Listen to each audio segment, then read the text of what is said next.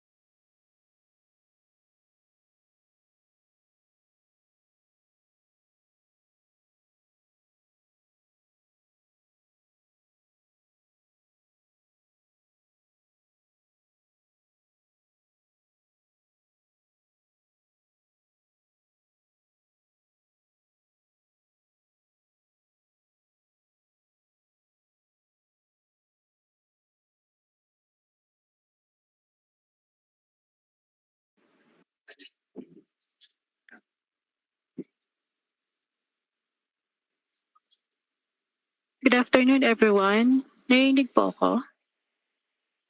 Yes po, yes po. Okay, thank you, ma'am.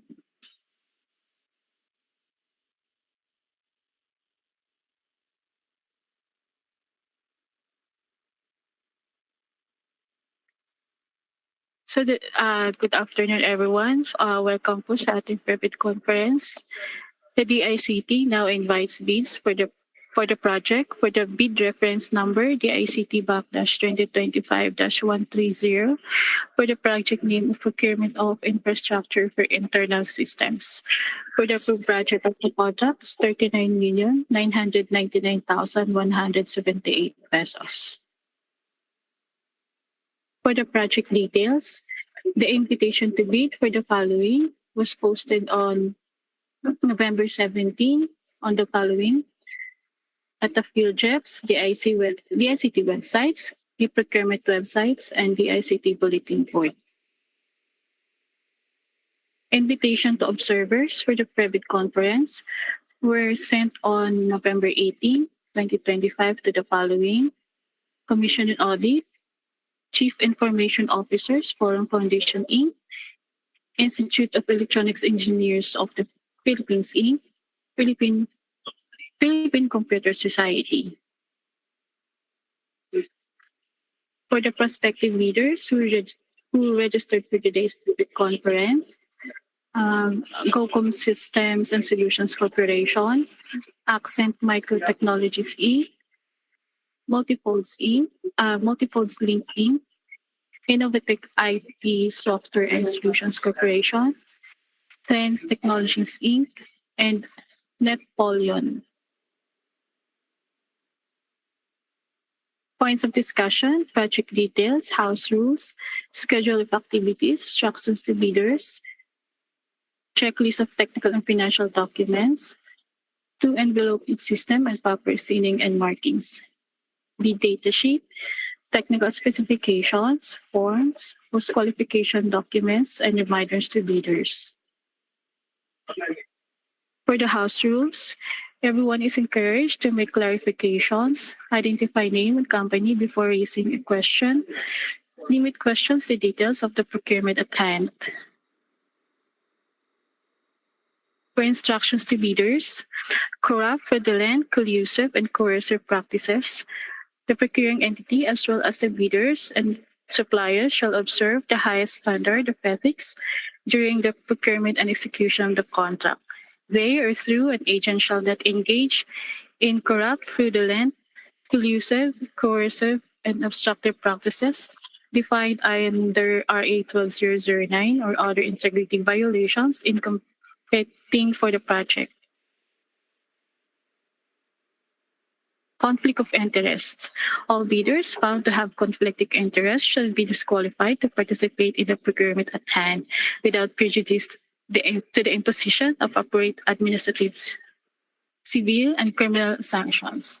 All bidding documents shall be accompanied by the omnibus sworn statement of the bidder that is not related by consanguinity or affinity up to the third level to the hope, procurement agent, the head of the project management office, the end user of or implementing unit, or any members of the Bids and Awards Committee and Technical Working Group and back Secretariat.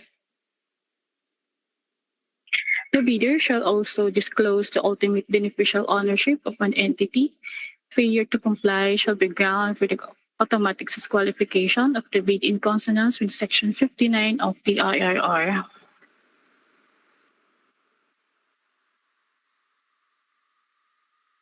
For the eligible bidders, only bids of bidders found to be legally, technically, and financially capable will be evaluated. Foreign ownership limited to those allowed under the rules may participate in this project. GOCCs may be eligible to participate only if they can establish that they are legally and financially autonomous, operate under commercial law, and are not attached agencies of the procuring entity. The bidder must have completed within a period of 3 years from the submission of the bid, unless a shorter period is indicated in the invitation to bid and BDS. A single largest completed contract that is similar to the procurement project to be bid, and whose values must be equivalent to at least 50% of the ABC, adjusted to current prices using the Philippine Statistic Authority consumer prices indices. The bidder must submit a computation of its financial contracting capacity, or NFCC, which must be at least equal to the ABC to be bid. Subcontracting is not allowed. Clarification and amendment of bidding documents. Requests for clarification should be formalized, addressed, and emailed to the back secretariat, back at the ict.gov.ph, and that secretariat at the ict.gov.ph. Deadline for the request for clarification is on November 29, 2025 at 4 o'clock p.m. Copies of supplemental bid bulletins, if any, shall be posted at the FIDRA's website, the DICT website, and bulletin board at the ICT lobby.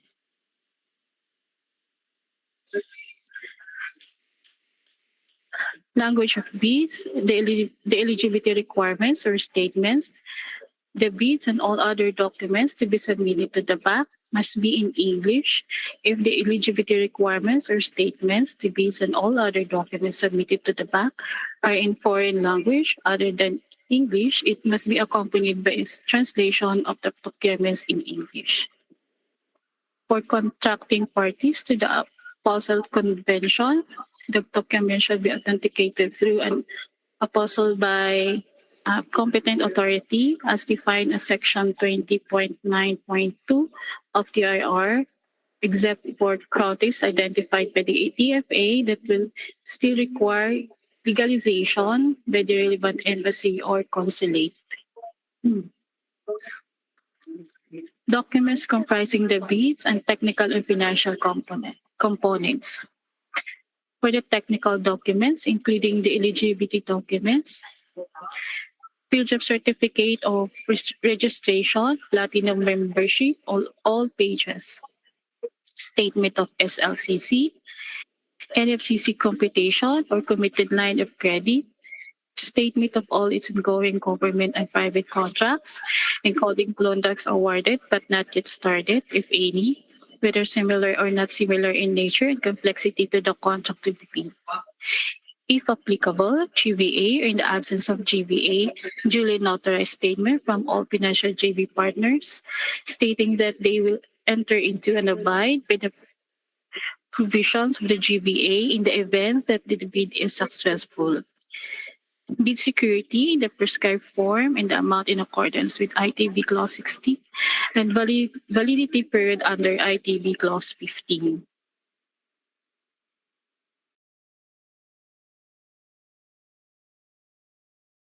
Cost specifications which may include production or delivery schedule, manpower requirements, or after-sales service or part if applicable. Omnibus sworn statement. And for foreign bidders claiming eligibility by reason of their country's extension of reciprocal rights to Filipinos, a certification for the relevant government office of the recorder stating that Filipinos are allowed to participate in their government procurement activities for the same item or product. For the financial documents, bid form, which includes the bid price, price schedule in accordance with ITB Clause 13.1, and if applicable, certificate of domestic preference in accordance with ITB Clause 25. Bid and payment currency, payment of the contract price shall be in Philippine peso. For the bid price, use the proper form for goods offered from within the Philippines or goods offered from abroad indicating price schedule. Bids shall remain valid for the period specified in the BTS, which shall not exceed 120 calendar days from the date of the opening of bids. For the bid security, all bids must be accompanied by the bid security in any of the acceptable forms and in the amount stated in the BTS. Format and signing of bids. Bidders shall submit their bids through their duly authorized representative using the appropriate forms provided in Section A, Philippine bidding documents, related forms on or before the deadline specified in ITB Clause 19 in two separate sealed bid envelopes. Forms as mentioned in ITB Clause 17.1 must be completed without any alterations to their format. No substitute for shall be accepted. Each and every page of the bid form, including the price schedule under Section A, shall be signed by the duly authorized representatives of the bidder. Failure to do so shall be a ground for the rejection of the bid. Any insertions, erasures, or overwriting should be valid only if they are signed or initialed by the duly authorized representatives of the bidder.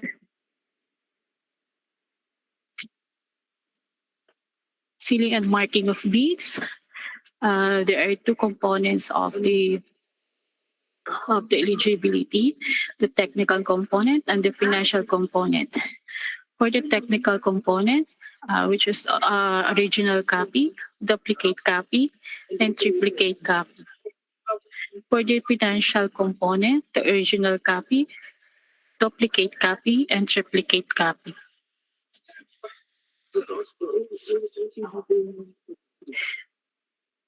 For the Department of Information Communication Technology, from name of bidder in capital letters, for the address of bidder in capital letters, and the project is procurement of infrastructure for internal systems.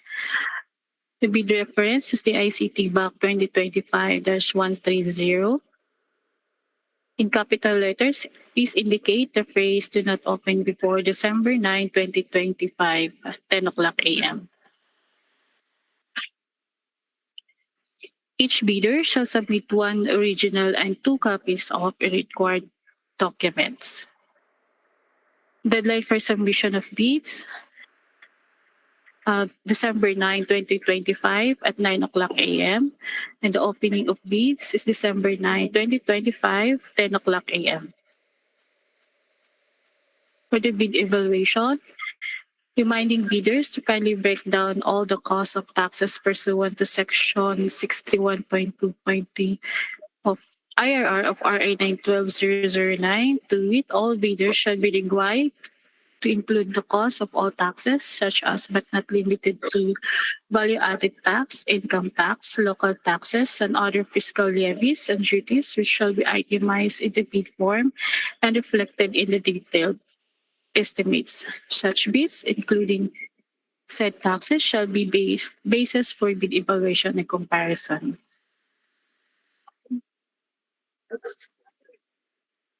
Opening and preliminary examination of bids. The manner of opening of bids for goods shall depend on the award criterion to be adopted.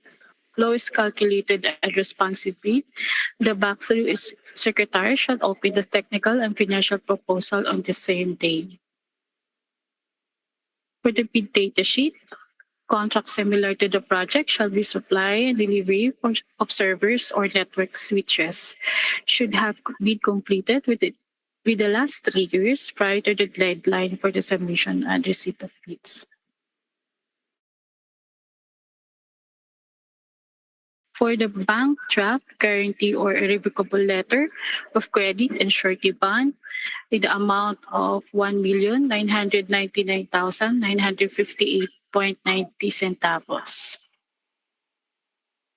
For the post-qualification documents, the bidder within 5 calendar days from receipt of notice from the bank that is submitted the LCB, WIAB, or MAB shall submit all the eligibility documents supporting its FIDGA certificate of registration, platinum membership, its latest income and business tax return filed for the preceding quarter, which should not be earlier than 2 quarters from the date of submission and receipt of bid, and other appropriate licenses and permits required by law and stated in the BDS.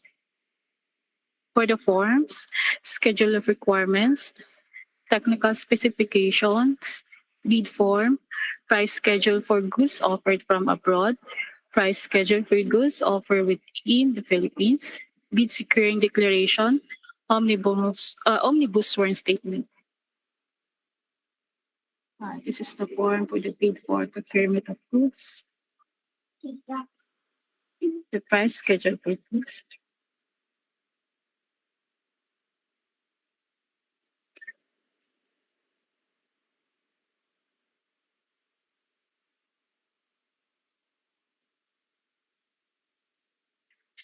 Reminders to bidders. The clock at the 19th floor, Studio 7, using the Philippine Standard Time is the official reference time during submission and receipt of bids. A member of the back secretariat will be assigned to receive the bid document at 19th floor, Studio 7 lobby and shall stamp this as received. Bidders are reminded that exercise the DICT premises is subject to the safety in place and processing of payment for the bidding documents prior to the submission of the actual bid offer may take time. Presence in the DICT premises does not constitute submission on time, which shall refer to the actual handover of the bid proposal to the authorized personnel of the back secretariat. Requests for clarification should be formalized, addressed, and emailed to the back secretariat, back@dict.gov.ph, and back.secretariat@dict.gov.ph. Deadline for the request for clarification is on November 29, 2025, 4 o'clock p.m. Copies of supplemental bid bulletins, if any, shall be posted at FIDGA's website, the DICT website, and bulletin board at the ICT lobby. Common causes of ineligibility and disqualifications, invalid FIDGA certificate and underlying supporting documents pursuant to Section 20.2.9.1 RRR of RA 12009, all Class A eligibility documents indicated in Annex A of the FIDGA's registration certificate must be current, valid, and updated at the time of bid submission. The failure by the prospective bidder to update a certificate with the current and updated Class A eligibility documents shall result in the automatic suspension of the validity of the certificate until such time that all of the expired Class A eligibility documents has been updated. Thus, prospective bidders are required to update their FIDGA's registration certificates prior to the submission of their bids. Failure to attach the required supporting documents for the statement of single largest completed contract similar to the project to be bid, submission of unsigned documents, submission of audited financial statement without stamp receipt of the BIR. If an AFS was filed and paid through electronic filing and payment systems, there is no need for the stamp receipt of the BIR. Instead, bidders must submit their proof of AFS e-submission, BRR's email confirmation receipt of returns documents with its filing reference number and transaction code. Failure to submit the bid securing declaration in the prescribed format attached in the bidding documents failure to submit bid securing declaration and omnibus sworn statement without IJRAT as required in the form provided in the bidding documents pursuant to the latest rules and on notarial practice. Failure to indicate compliance in the technical specifications and attach proof of compliance if applicable. For submission of bids through courier service, bidders are reminded that courier service personnel must submit a bid proposal to a person of the Secretariat Division at the office address provided below. Bid submission or proposal left by the courier service personnel at the lobby card or any other personnel or staff aside from the authorized back secretariat personnel will not be considered submitted for purpose of bid opening. The responsibility to ensure that the courier service personnel submits the bid proposal to the authorized back secretariat personnel is the sole responsibility of the prospective bidder.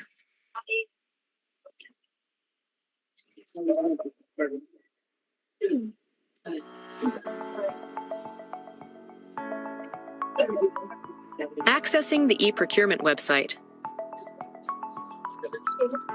Open any web browser and go the https://eprocurement.dict.gov.ph.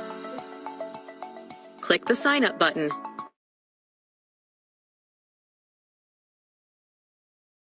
Create a password with at least 8 alphanumeric characters, 1 uppercase, a number, and a symbol.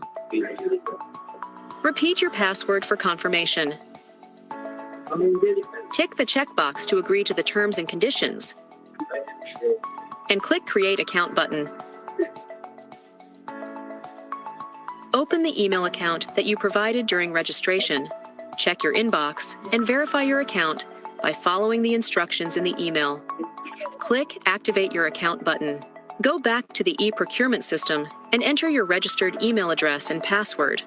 Click Login button, and you will be redirected to the onboarding page. Input your personal information and click Next button. Input your company information and click Next button. Review the information you provided and click Confirm button. Once onboarded, you will be redirected to the homepage/dashboard.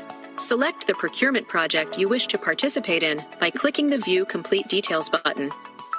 Select the lot you wish to participate and click Participate in Bidding button. A confirmation modal will appear. Review the details, click the Confirm button, and you will be redirected to the payment window. Select your preferred payment method from the list and click Pay Now button. Print and save the receipt as proof of payment and for reference. You may also check your email to view your receipt.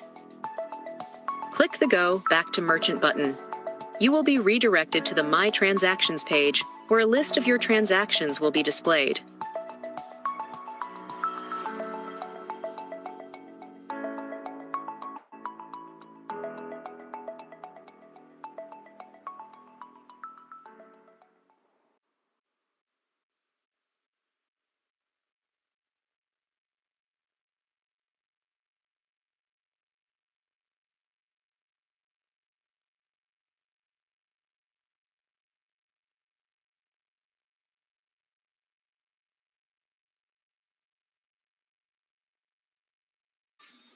Good afternoon, Mr. Chair and BAC members. On behalf of the end user, may I present the technical specifications, please?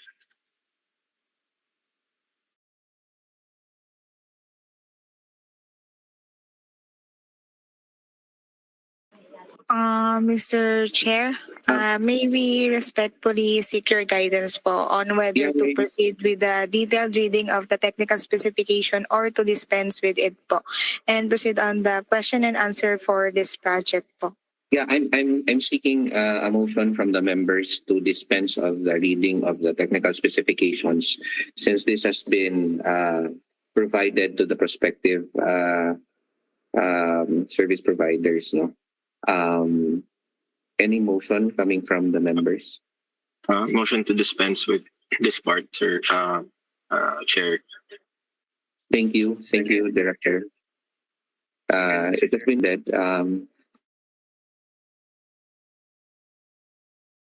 technical specifications and go straight to answering these questions and clarifications coming from the prospective vendors. No? With that, Backsec, please facilitate the question and answer. Thank you. Thank you po, Mr. Chair. So the floor is now open for the bidders to have a question or clarification with regard to the presented project or the posted project po on the website. And for the participants po, if you have question you'd like to raise, kindly use the raise hand button and we will call you one by one po. Once called, kindly introduce yourself and mention the company you represent po. Thank you. So any questions po from the bidders?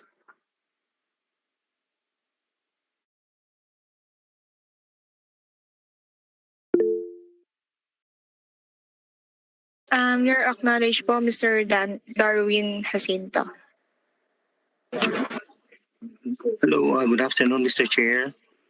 I just would like to ask confirmation under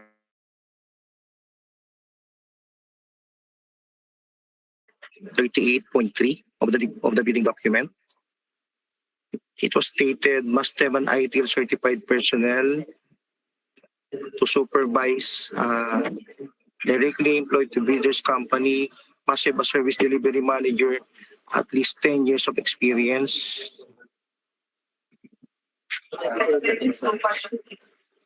I just want to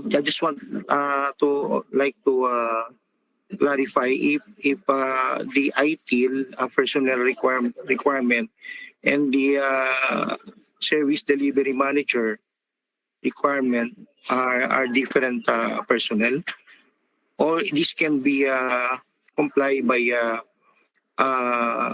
service delivery manager with at least 10 years of experience and had an ITIL certification. May we request po for the end user to respond? Thank you po.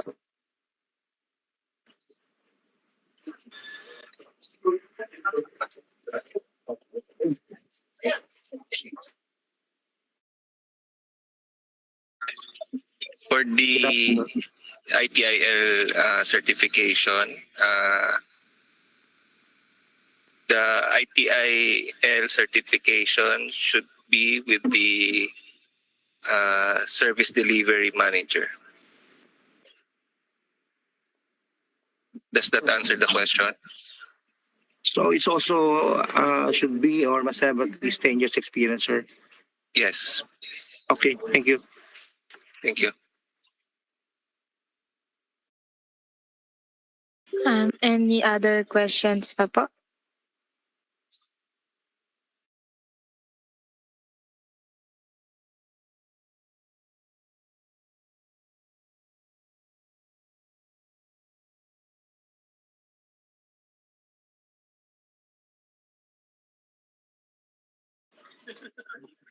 Any other question or clarification from the prospective bidders po?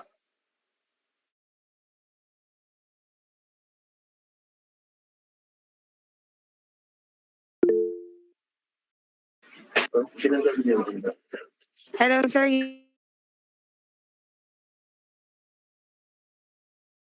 Clarification under 1.38.4 must have a certificate of registration in the National Privacy Commission. Should be compliant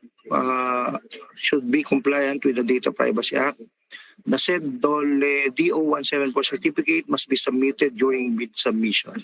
I believe these are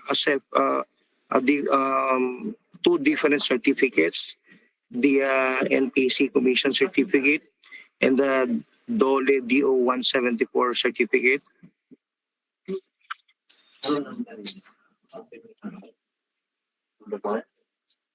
For the 1.38.4, we have erroneously added the last sentence. We will revise the last sentence that the said certificate should be the National Privacy Commission certificate and must be submitted during bid submission. That is for the 1.38.4. Thank you, Mr. Chair.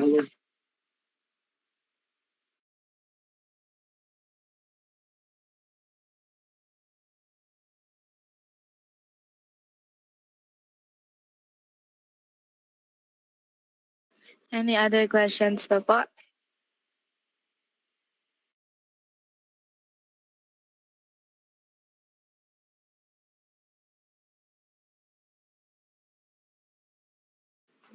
Calling once.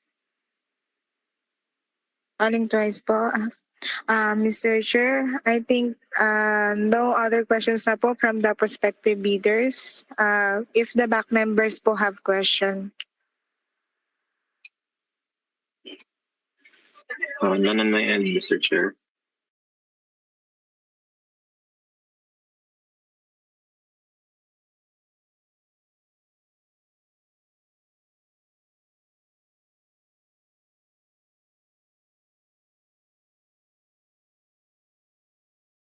Are there any other questions? Concerns?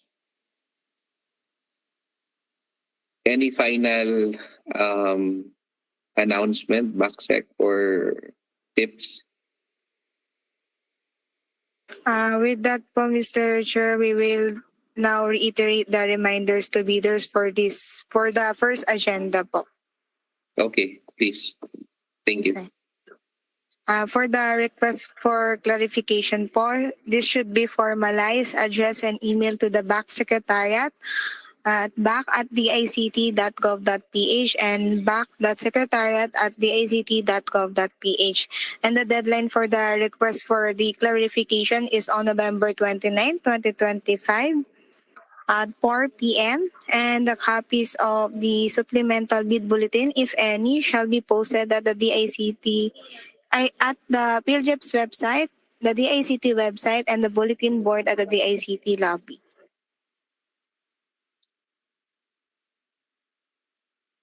Is that all, backsec? Yes po, Mr. Chair. We will now proceed po on the second agenda po, with your permission po. Yeah, but before that, I would like to thank all the prospective bidders for joining us this afternoon. Maraming salamat. I hope that you will continue to support the ICT and you will continue to support our projects towards digital transformation. Maraming salamat. Now we can proceed to the next agenda. Backsec. Thank you. Noted po, Mr. Chair. We will now coordinate lang po sa mga prospective bidder who registered earlier po to attend na po to this meeting. Thank you po. Thank you, Backsec. Go ahead.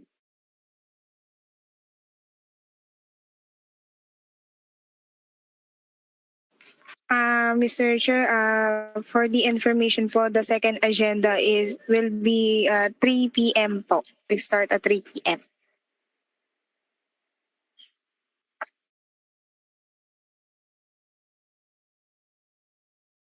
So with that, let me solicit a motion from the members to resume our session by 3 p.m. Motion to resume our session by 3 p.m. Mr. Chair. Thank you, Director Second, Mr. Paolo. Chair. Thank you, Director Dennis. This meeting is hereby suspended until 3 p.m. Thank you. Thank you po.